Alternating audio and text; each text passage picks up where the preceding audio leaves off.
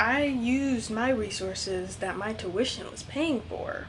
Yes, I did. High school doesn't have to be where you peak. Hey guys, I didn't do my makeup today. I didn't feel like it. It's hot. It's thundering outside, so hopefully y'all can't hear that. Welcome to my first installment of my back to school series.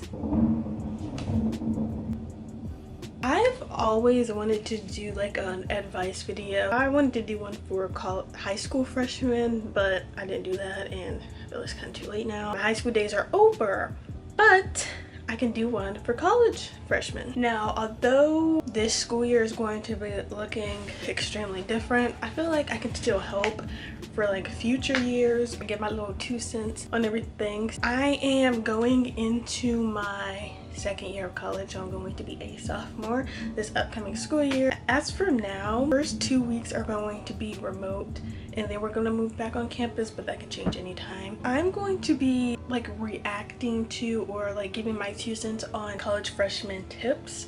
The first one, always go to class. That's pretty obvious. It's like, I think of it as, if you're paying to go to school and attend these lectures, why are you not attending class? Like, I know people that have only went to like one class or whatever and just straight up not go to classes that they are paying for. Like, college is not cheap. I feel like if you're not going to go to class, there's no point in going to college at all. I feel like a lot of people have this mindset that you should just go and like party and have fun. You can do that, but you should also be going to class and doing your work. Bring enough clothing to school with you that you can go 2 weeks between washing. Yes, but also at the same time, don't bring too many clothes. I had space for the amount of clothes that I bought, but I wore like the same t-shirts and pairs of jeans. 9 times out of 10, you're gonna want to just throw on a t-shirt and like some leggings or sweats. I'm not saying don't bring nice clothes, because you definitely should bring a couple of nice pairs of clothes, but don't bring your whole wardrobe, because realistically you're probably not even going to wear half the things that you pack. And also with shoes, I packed so many shoes and I only wore like 3 pairs, and so it took up space in my closet. Be realistic with what you bring and pack. Try not to drink too much caffeine. I actually didn't really drink that much caffeine anyways. I mean, I don't see a problem with it. If you're having issues with your roommate, talk to them. Don't let them build up to the point where you can't stand each other. What video was it? Like moving out of getting kicked out of my dorm room. I mentioned that I moved into a different room because, yeah, and I didn't really explain, but it was problems with my roommate, and I can definitely say, but to be fair, she wasn't the type of person you could just like talk to. If you're having problems with your roommate, yes, talk to them, and if that doesn't work, just move out. It's not worth the stress and whatever, because what I found is that my mood and attitude reflected the mood and attitude of the people that I was around. So if I was always around someone that was constantly like negative or something, I had a bad attitude as well. Like, if things aren't going well with your roommate, it's not the end of the world. Most times you don't become like super best friends with your roommate, and that's okay. That's another tip. You don't have to be best friends. I think what our problem was is that we had a lot of mutual friends, and I always told that girl to get some more friends, and she just, I don't know. If you are friends with your roommate, have your own like separate friend groups as well. You don't have to like spend every single moment of every single day together. Get a part-time job, preferably doing something that relates to your major. This is not for everyone. I know I had 2 on-campus jobs second semester, and I know people that didn't want to have a job because they were more focused on getting their GPA up. Your freshman year really sets the foundation for your GPA. So if you are struggling academically, I wouldn't suggest getting a job, but if you are doing well or decent like to your standings, and if you feel like you can really handle a job, then yes. My mom thought it was too much for me to have 2 on-campus jobs, but I actually really enjoyed it, and I still had a lot of free time in my day. My longest days was on Wednesdays. It ended at 6:30, and then on Mondays my days ended at like 4. Tuesday and Thursday my days ended at 2. Fridays my days ended at like 1 o'clock, and that's with classes and jobs. So I still had a lot of time, like, believe it or not. Like, I wasn't working up until like 9 o'clock. So yeah, it depends on person to person. I can't just tell you like go get a job, because yeah, it will look good on your resume and stuff like that, but you have to listen to yourself when it comes to something like that. My first job that I got pertaining to my major, like, you actually had to be, I'm an education major if you didn't know, and you had to be an education major to work there. My second job was inside of the College of Education. Their job doesn't really have to pertain to your major, but it would definitely be better and a better experience and better for your resume if it did relate to your major. If your school offers a position that helps with summer orientation for incoming students, apply for it. This kind of job will build your confidence and communication skills like none other. I applied to be a orientation leader for like the whole school. I made it all the way to the last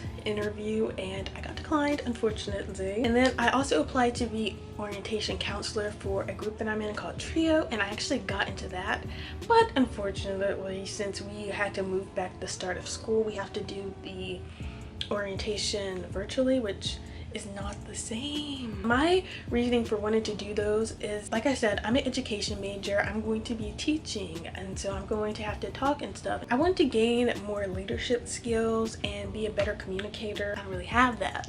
And like, again, this kind of stuff looks good on your resume. School spirit. Again, if it is something you're interested in, definitely try. It won't hurt you. Get to know your professors. I didn't do that, honestly. And one of the professors I got closest to was one of my education professors. So definitely, if it's like a gen ed professor, I mean, yeah, like, be friendly and cordial to them, but I wouldn't necessarily say that you have to go out of your way to like know them and get them to know you. I know that sounds so bad. Don't bring a car to campus if you don't need one. So my school, we actually did have a thing called My Ride, but it only went to like certain stops, and I live in South Carolina, and if you already know, public transport is not really a thing. It's either you have a car or you know someone with one. And at school, I was the friend with the car. Like, none of my other friends had a car, which was super annoying. Like, if we wanted to go somewhere, I always had to drive, which is not a problem. Some schools don't even allow freshmen to have cars, which I think is kind of crazy, but my school allowed it, so I brought my car because it was just more convenient. Like, I didn't have to have someone drop me off to school or have someone pick me up. Like, I could just, you know. But definitely think about it. Take the pros and cons. Like, you have to pay for a parking pass. You have to figure out if you're gonna be able to find parking easily and all this stuff. Especially if you live somewhere that there's not much public transportation. Yeah. And typically it'll be cheaper to bring your own car to get an Uber. I personally didn't even drive a lot, so I wasn't spending a lot of money on gas. Personally saved me a lot of money and time bringing my own car. Live in the campus residence halls your first year if you can. My school actually has a requirement, a 2-year live-on requirement. So if you like live a certain amount of miles from the school, you have to live on campus your first 2 years, which I'm not mad about because I actually enjoyed the on-campus living experience. But I could have sworn I know this girl with like an apartment. She was a freshman. Definitely consider your options. If you live super close to school and you know it's better just to like live at home and commute, that saves a lot of money. But on-campus living, it is a fun experience, but it is also an expensive experience. So again, weigh your pros and cons, but most times people live far from their school, so they have to live on campus. Typically cheaper than off-campus housing. When you study, don't do it in your room. Yeah, I typically didn't study in my room unless it was like late at night and I didn't want to walk anywhere. Being in your room can kind of make you unproductive, which is another thing. Like, we're going to be virtually learning, and so we have to stay in our room, which really sucks. I don't know how are we gonna do this. When I'm home, I don't like studying out there, like out of my room, because it's loud.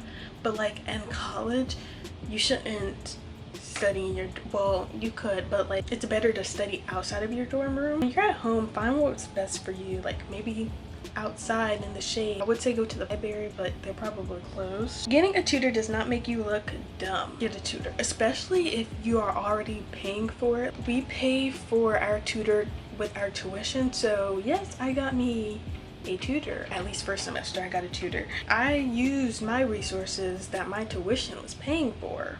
Yes, I did. I don't know, there's not really much to say about that. Flip-flops in the bathroom. I cannot tell you how many times I've seen people in the bathroom with no shoes on, and to say I was highly disgusted. I had communal bathrooms, and those girls on my floor, and particularly the ones that used the bathroom near my room, was disgusting. I don't know.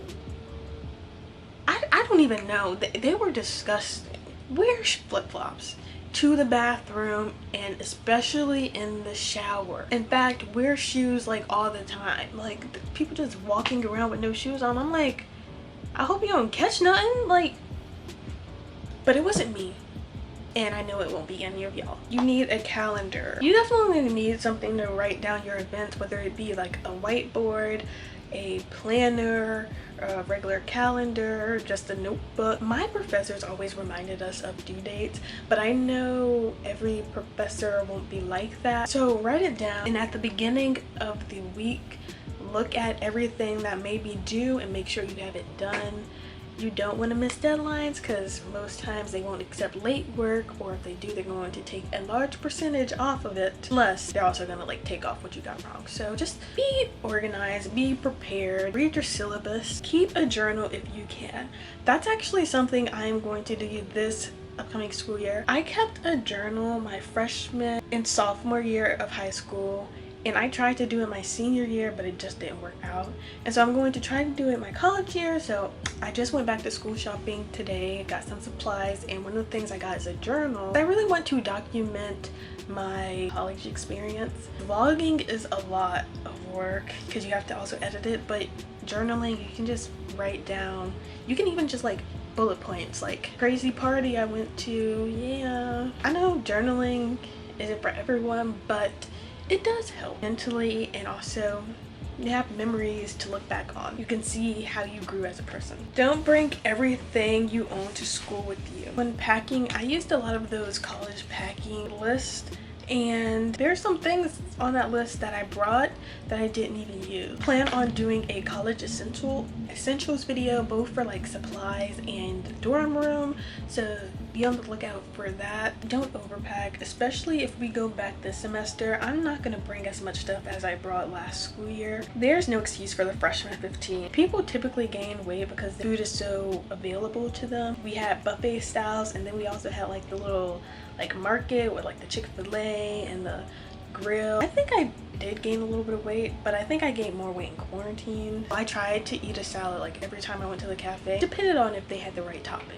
Start study groups. Study groups definitely isn't for everyone. I personally like studying by myself, or if I'm with other people, I don't like them to talk because it really annoys me and it's distracting, which is why most times I didn't like going to studying with my friends. But if you can be very productive while studying, definitely create a group, especially with people in your class. It's a nice way to meet people and, you know, make sure you know the content. Do extra credit. I remember, oh my gosh, for Halloween, I had 2 professors say that if we dressed up, we got extra credit. It's like, why not do it? It's something like simple and fun. Also, honestly, a lot of professors don't offer extra credit, so if they do it, because it's not gonna hurt you at all. Most of the time my extra credit was just like turning in, like filling out a survey and turning it in. I got extra credit for doing that on my final exam. If you're already swamped, then yeah, you can opt out, but like if you don't have a lot to do, it doesn't hurt to do the extra credit. Don't buy your books from the bookstore. Let me tell you, this semester I bought all my books from the bookstore just because they were of the best price. Typically, first off, I would look on Amazon. Type in the ISBN or whatever number into Amazon and go to the used books. You can either rent it or buy it used. I always found pretty decent prices for buying used textbooks, like $35, which is a good price. If I can't find one for a good price on Amazon, I might check chegg.com, but typically their prices are a little higher. If I have no luck with that, I will check my Facebook. My school has a Facebook page for students selling textbooks, and typically actually that's the first place I check, because you can find really great prices for textbooks on there, like $15-20 for a textbook. If all else fails, just go to the bookstore. There's some websites that are sketchy. Like, I've heard of some websites that people bought the books and they never received them. You go to reputable websites. Your last resort should be the bookstore. Well, I say that, but check your bookstore first, because sometimes you can like rent used books from your bookstore for cheaper than you'll find it anywhere else online. So yeah, I guess I said that backwards. Look to see how much your books are on the bookstore and then compare them to prices on Amazon and check and to what other people at your school are selling them for. And you don't always have to buy them. Renting is good as well. Come to terms with the fact that you might not be a superstar anymore. And this is relating to like high school. I've met like a couple people that was like, oh, I hate college, high school is so much better.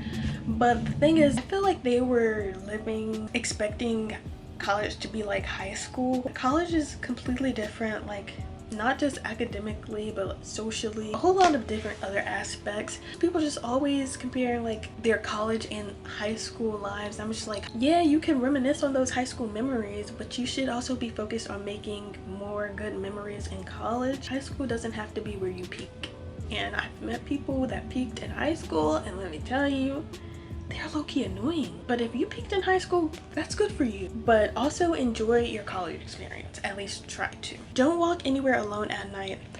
I had a friend, it was like, she said it was like 3 o'clock in the morning, and she left her wallet somewhere on campus, and so she went by herself to go get it, and someone robbed her. Well, she pepper sprayed them, but they still took her purse, and she had like $20 in it. Definitely don't go anywhere alone at night. I don't care how safe you may think it is, something could always happen. Lock your doors when you sleep. It's funny because that same friend, they never locked their door. Her and her roommate are like really close, and I'm friends with both of them as well, but they never lock their door. I wonder if they lock their door when they sleep. You don't know, like anyone could walk in, like someone could be like in the wrong state of mind and mistake your room for theirs. Parties. I feel like everyone should go to at least one party. Like, it doesn't have to be anything crazy. I didn't go to my first party until homecoming, which my homecoming was in November because we don't have a football team, so our homecoming game is for basketball. My first party I went to was really fun.